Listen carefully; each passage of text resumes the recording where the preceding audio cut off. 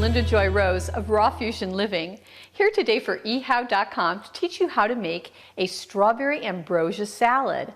This is a raw vegan recipe. It's not like the ambrosia salad that Grandma used to make, because this one is very good for you.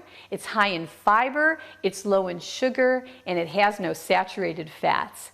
What we're going to be using here are some strawberries, and you just want to cut them into manageable pieces, taking off the green part, slicing them into the pieces that you feel that you'd like to consume.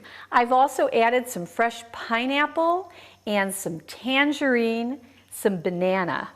And we're going to be using vegan marshmallows, which you can buy at health food stores, that don't have any of the animal ingredients. So that's why this is vegan. And we're going to make a nice little dressing for it, which is real simple. Just got some orange juice. Get a little bit more juice out of this orange and some of the zest from the orange. And you just zest it by putting it over a grater, getting a little zest. That just adds a little bit more flavor to it, a little bit more aroma. And then I have a little secret ingredient. You don't have to put this in, but it just makes it so wonderful and aromatic. This is called orange blossom water. And it just needs a few drops.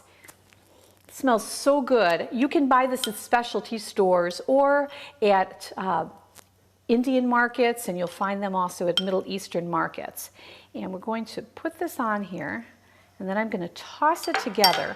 Now what's really good is if you can chill this for a few hours, because it brings out all the flavors. And then after chilling, you will add some fresh shredded coconut. This is organic coconut. And maybe a few more of these vegan marshmallows. As you can see, we're not using any of the trans fatful, saturated fats, hydrogenated fats that come from the whipped topping or even the mayonnaise. This is so good, so healthy, good for you too. Here you have it, a strawberry ambrosia salad, all raw, all vegan. I'm Dr. Linda Joy Rose for ehow.com.